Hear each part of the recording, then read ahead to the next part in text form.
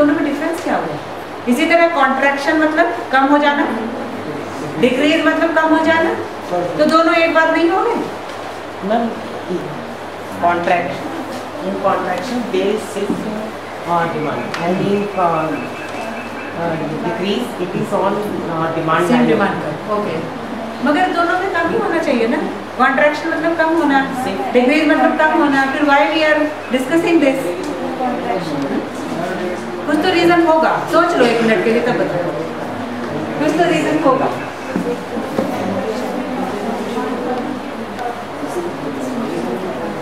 चलो you can discuss also with each other कि ये चक्कर क्या है, डिक्रीज इन डिमांड और contraction of demand, you can discuss and then answer. क्या डिफरेंस होगा इनमें, आपस में डिस्कस करके बता दो।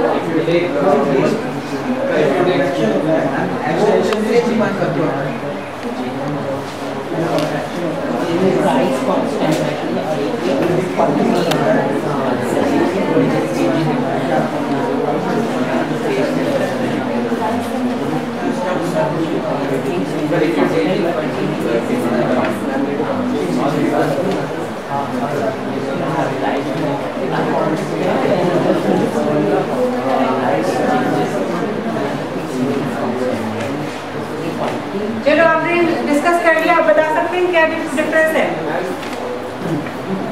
अच्छा, चेंज तो दोनों में होगा डिमांड में, ये तो पक्की बात है।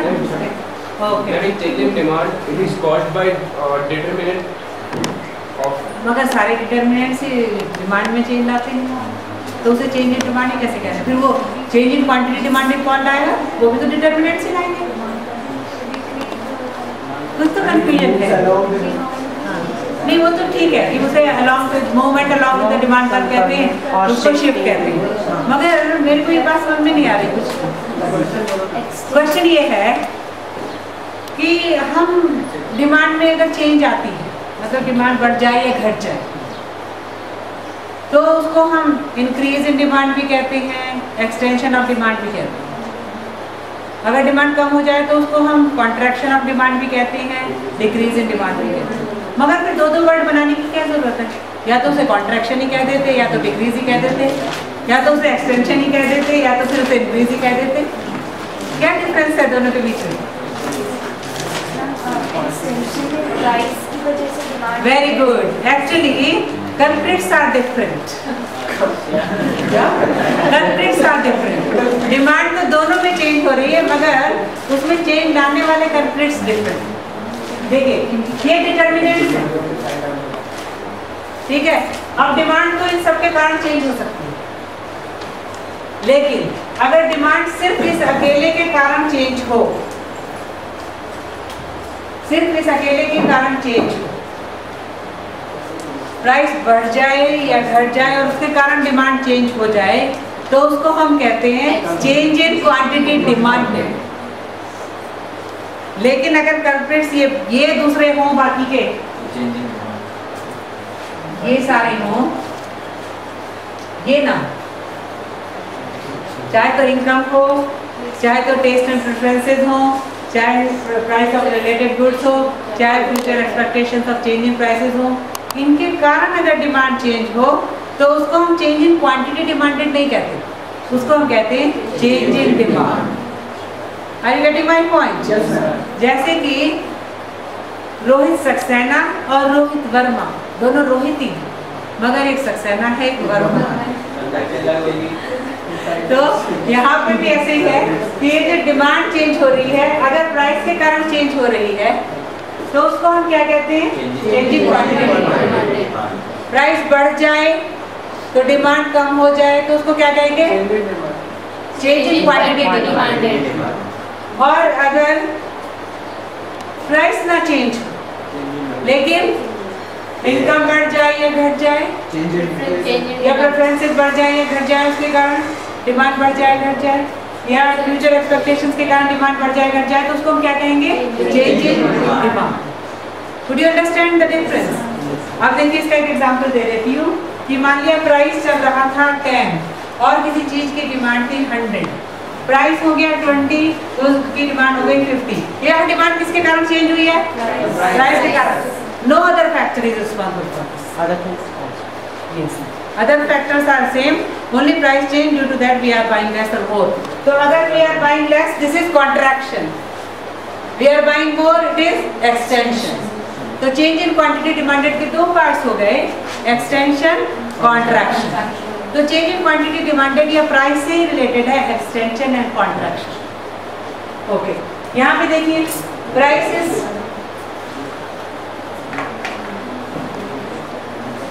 price is 10, demand is 100. Price is still 10, demand is still 200. Price is the same, price is not responsible. कह रहा मैं जिम्मेदार नहीं हूँ भैया, ये डिमांड बढ़ गई तो ये डिमांड किसके कारण बढ़ी? क्योंकि हमको 6 पे कमीशन के कारण ज़्यादा पैसे मिलने लगे, इनकम बढ़ गई, तो हम ज़्यादा खरीद रहे हैं मार्केट में जाकर। वो ग्रेप्स वाला भी आश्चर्य से देख रहा है, मैंने कहा 2 kg मत देना, 4 kg देना। कहना आप हमेशा 2 kg खरीदती थी, आज 4 kg क्यों? प्राइस तो मैं वही दे रहा हूँ, आप 4 kg कहाँ से खरीदने लगी? तो मैंने कहा भैया हमारी इनकम बढ़ गई है। Yes. Ma'am, if a situation comes when price and income both changes, will it be change in demand or quantity? No, we cannot keep two factors together. We cannot discuss the effect of two factors together. We have to study them separately. One को हमें constant रखना ही पड़ेगा। या तो आप income में effect को पढ़ लो, या तो आप प्राइस में इफेक्ट को पढ़ लो। अगर आप प्राइस का इफेक्ट देखना चाह रहे हैं तो इनकम को कांस्टेंट मान के चलना पड़ेगा, क्योंकि अगर दोनों चीजें बढ़ रही घट रही हैं तो किसका कारण क्या हुआ वो पता ही नहीं चल पाएगा।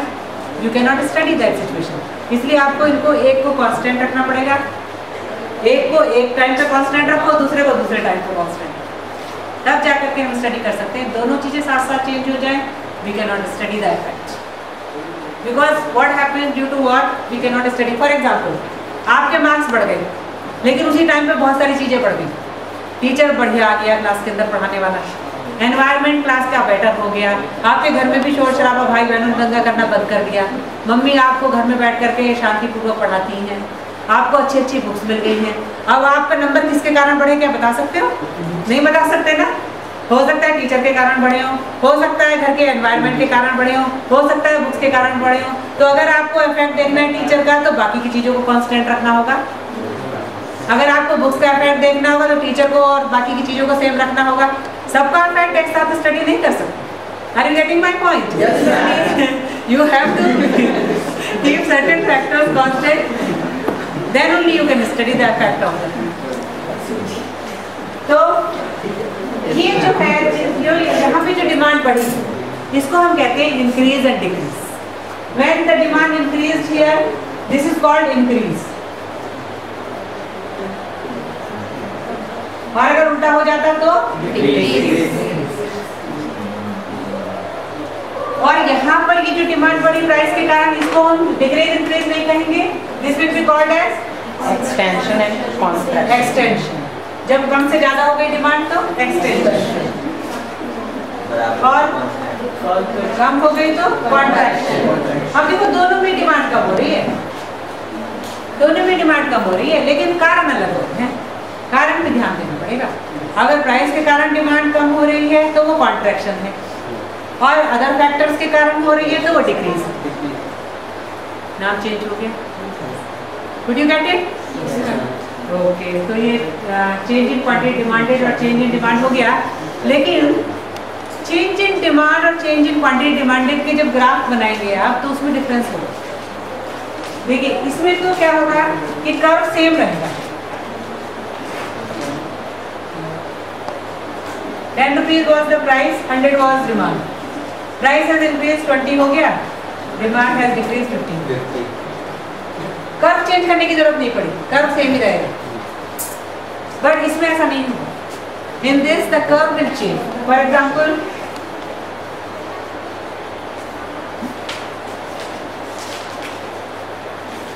₹10 was the price and demand was 100. Now what happens? Suppose income increases. This happens due to other factors. Suppose our income increases. Income increases means we can buy everything more. Not only this commodity, we can buy other things also more. For example, we will not buy only more grapes or mangoes. We will buy more clothes also. We will buy more TV sets also. We will buy more computers also. So everything we will buy more. It means our whole demand curve will change. So if our income is increasing, our whole demand curve will change. Demand curve will shift to right side. तो new demand curve will come. और ये जो हमारी price है, ये new demand curve को यहाँ पे टच करता है. ये नया डिमांड कर्व आ गया सब चीजों के लिए. तो ये नए डिमांड कर्व को यहाँ पे टच कर रहा है. इसका मतलब ये कि इसकी अब हम 200 क्वांटिटी ले लेंगे. कहाँ पे टच कर रहा है? यहाँ पे टच कर रहा है. Shows more quantity. तो because of this is called shift in demand, because here the demand curve itself is changing, shifting, either going to the other right side or left side. For example, अगर हम आपको यहाँ से बराबर के class में बैठा दें तो क्लास है shifted, that is called shift in class. Like that only यहाँ पे पूरा डिमांड कर्व भी चेंज हो गया, एक जगह दूसरी जगह चला गया. तो it is shift in demand curve. लेकिन अगर हम आपको इसी क्लास में कहें कि इधर से आप उधर चलते हैं, तो मूवमेंट हो रहा है. क्लास एक ही रहा है, but we are moving from one place to other. That is movement. तो प्राइस चेंज होता है तो खाली मूवमेंट होता है कि एक जगह से दूसरी जगह चले गए, कर्व वही रहेगा. बट शिफ्ट इन डिमांड होता है तो हम क्या करते हैं, एक जगह से उठ के दूसरी जगह चले जाते हैं. लाइक दैट ओनली डिमांड में भी हम एक कर्व से दूसरे कर्व पर चले. That is shift in demand. हमेशा याद रखिए, शिफ्ट में क्या होगा, चेंज हो जाएगा, पूरा डिमांड कर्व चेंज हो जाएगा. जबकि मूवमेंट में ऐसा नहीं होगा. मूवमेंट में क्या होगा कि कर्व एक ही रहेगा, बस एक जगह से दूसरे कर्व, उसी कर्व पे दूसरी जगह पहुंच जाएंगे. या तो नीचे आ जाएंगे या तो ऊपर चले जाएंगे. Is that clear to everybody? So that is called change in quantity demanded and change in demand. So change in demand is due to other factors and change in quantity demanded is due to only price. Change in quantity demanded is known as movement along with the demand curve, while change in demand is known as shift in demand. Okay. So everybody is clear about it? Now one more concept is related with this, that is elasticity of demand. See here I have made a table and I am saying when the price was 10 rupees, that demand was 100. When the price goes to 20, the demand is 50. Isn't it possible that demand becomes 40? It can also happen that demand from 100 it becomes 40 or it becomes 100 say 90. It is also possible. Law of demand के हिसाब से काम हो रहा है. Law of demand says कि if the price is more, demand is less. If the price is less, demand is more. मगर price कम हुई तो डिमांड कितनी बढ़ जाएगी ये तो नहीं कहता लॉ ऑफ डिमांड. तो ये इसका आंसर कौन देता है कि how much the demand will change? This answer is given to us by elasticity of demand. जिन चीज कभी कभी हम क्या है किसी चीज को खींचते हैं, वो तो नहीं खींचती, तो हम क्या कहते हैं बिल्कुल इलास्टिक नहीं, इसके अंदर इलास्टिसिटी है ही नहीं, कितना ही खींचो खींच नहीं रहा. Pressure we are putting but still it is not elastic. और कुछ चीजें ऐसी होती है हल्का सा जर्क दो और कहीं के कहीं पहुंच जाती है, तो हम क्या कहते हैं कि इलास्टिसिटी इज मोर. कई बार आप सीसीएम में डांस की प्रैक्टिस करने के लिए जाते हैं, गर्ल्स तो खास तौर पे उनको पता होता है इस बात का कि टीचर कहती है डांस, वो म्यूजिक टीचर सिखा रही है या कोई और टीचर सिखा रही है, कह रही है चलो बॉडी को लेफ्ट लेके जाओ, राइट लेके जाओ. आपको राइट को कहें तब भी वहीं बॉडी खड़ी हुई है, लेफ्ट को ले जाए तब भी वहीं खड़ी हुई है.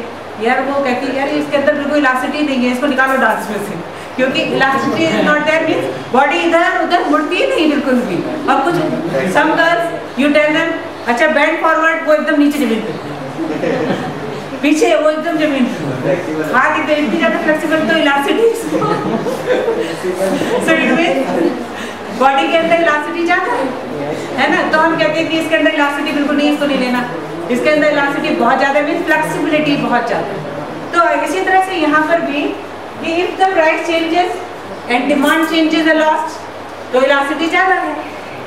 And if the price changes but demand is changing but very little, तो इलास्टिसिटी कैसी है? कम. बिल्कुल यही कॉन्सेप्ट को, इलास्टिसिटी के कॉन्सेप्ट को हमने इलास्टिसिटी ऑफ डिमांड से भी जोड़ा. तो elasticity of demand means what? वो क्या काम करेगी इलास्टिसिटी ऑफ डिमांड का concept? How much change. It will measure how much change. Yes.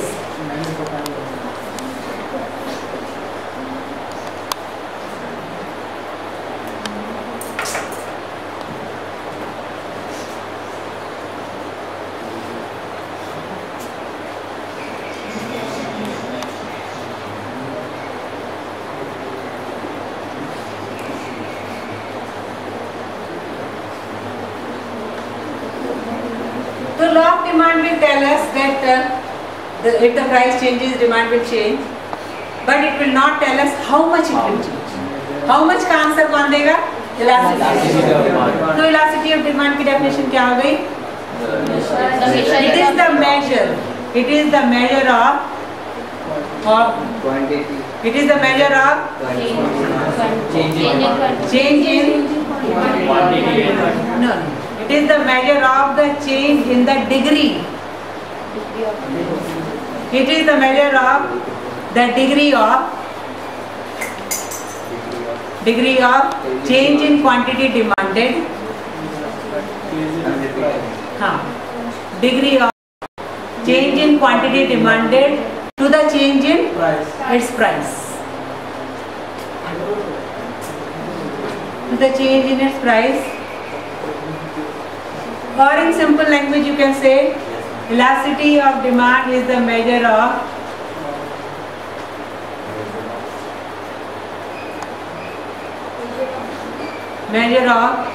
the response of demand. Response of demand to the changes in the price. To the changes in price of the commodity.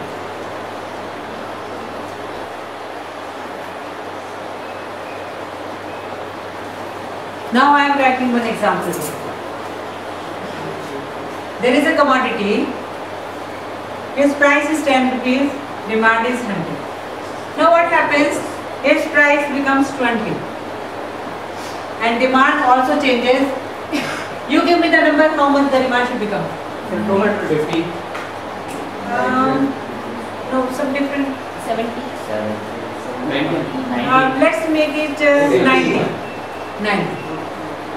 It can be anything, 70, 40 also, it is possible. But why I am giving you this example, I will tell you this. Now here, this is another commodity. Its price was also 10, demand was 100. Now what happens, its price also changes and it becomes 20. And demand falls. When the price increases, the demand falls. And demand becomes only 2. Is it possible? Is it possible? It is possible. It is possible. It is quite possible. According to the law of demand, it is possible. That if the price increases, demand falls. According to the law of demand, it is correct. Absolutely correct. Here also, if the price increases, demand falls. But can you notice some difference in this table and this table? And the demand is much more. Here, if the price increases, demand falls, but very less. Demand is greater. No, here change is taking place, but a change is very slight. Isn't it? Only 10% demand कम है. Demand 100%, price 100% increase हो गया, लेकिन demand में कितने का fall आया? Only 10%. तो यहाँ पे response कैसा है? Elasticity कैसी है? Less. Response is poor. Price इतना ज़्यादा बेचारा दम निकल गया प्राइस का कि डबल हो गया, लेकिन इलास्टिसिटी पे सिर्फ कितना असर पड़ रहा है? Only little. फोर्स इतना ज़्यादा यूज़ कर रहे हैं, मगर चेंज कितना आ रहा है? Very little change. तो इलास्टिसिटी कैसी है? Less. Would you get it? Response is poor, तो लेस इलास्टिसिटी. यहाँ पे क्या आ रहा है? डिमांड में कितना चेंज आ रहा है? बहुत ज़्यादा चेंज. इसके कंपैरिजन में बहुत ज़्यादा चेंज आ रहा है. तो जब इसके कंपैरिजन में यहाँ पर बहुत ज़्यादा चेंज आ रहा है, तो यहाँ पर रिस्पॉन्स कैसा है? मोर इलास्टिक, क्योंकि यहाँ पर रिस्पॉन्स बहुत है. तो एक्चुअली रिस्पॉन्स कैसा है प्राइस के लिए डिमांड का? Accordingly we say that the demand is more elastic और लेस इलास्टिक. जहाँ पर हम ज़्यादा तेजी से रिएक्ट करते हैं वहाँ पे इलास्टिसिटी ज़्यादा होती है. जहाँ पे हम कम रिएक्ट करते हैं कि चलो कोई बात नहीं, प्राइस चेंज हो गया तो कोई बात नहीं, थोड़ी बहुत क्वांटिटी में लेस इलास्टिक. अब मुझे बताइए कौन सी चीज़ें ऐसी हैं जिनमें कि हम ज़्यादा रिस्पॉन्स करते हैं, ज़्यादा सा प्राइस कम हो जाए हम इमीडिएटली बहुत ज़्यादा खरीदना शुरू करते हैं? ना, पेट्रोल का ऐसा नहीं. Comfortable items. देखिए 3 तरह की चीज़ें होती हैं. एक तो होती हैं नेसेसिटीज. नेसेसिटीज वो हैं जिनके बगैर हम जिंदा नहीं रह सकते. उनके लिए हमारा रिस्पॉन्स जो है पुअर होता है.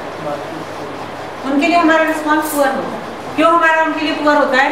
कि देखिए मैं आपको एग्जांपल दूँ, फूड इज अवर नेसेसिटी। मान लिया मीट जो है वो 20 रुपीज़ किलो चल रहा है, हम अपनी फैमिली के लिए 10 kg पर मंथ खरीदेंगे। मान लिया वो महंगा हो जाए, 40 रुपीज़ किलो हो जाए, तो क्या हम उसकी क्वांटिटी एकदम कम कर देंगे? हम कम कर ही नहीं पाएंगे, और करेंगे तो वेरी लिटिल। हम 10 kg खरीदते थे, चलो 9.5 kg खरीदने लगेंगे। 9 kg ऐसा तो नहीं कर सकते, सबसे कहेंगे भैया जो 2-2 चपाती खाता था वो आज से आधी खाएगा क्योंकि गेहूँ महंगा हो गया। कर सकते हैं ऐसा? क्योंकि मर जाएंगे सब, भूखे मर जाएंगे सारे के सारे परिवार। तो हम कर नहीं सकते ऐसा। ज़्यादा ये कर सकते हैं कि ये कह सकते हैं कि भाई केयरफुली खाना, वेस्ट मत करना। तो 10 kg की जगह हम 9.5 kg कर सकते हैं भले ही, मगर बहुत चेंज नहीं कर पाएंगे। वेरी स्लाइट चेंज या नेग्लिजिबल चेंज या नो चेंज। ऐसी कमोडिटीज में इलास्टिसिटी कैसी होगी? बिल्कुल नहीं होगी, या वेरी लिटिल, बहुत कम चेंज आएगा। प्राइस चेंज होने पर भी बहुत कम चेंज आएगा। हम ऐसा भी नहीं कर सकते कि मीट सस्ता हो गया तो हम सबसे कहेंगे 2-2 खाता था, 4-4 खाओ, 5-5 खाओ। जो जितना जिसको चाहिए था उतना पहले ही खा रहा था ना, क्योंकि वो नेसेसिटी है। अगर मान लिया वो सस्ता भी हो गया तो ऐसा नहीं कर सकते कि हम उसे बढ़ा दें, डबल कर दें, ट्रिपल कर दें, सबके स्टमक अपसेट हो जाएंगे।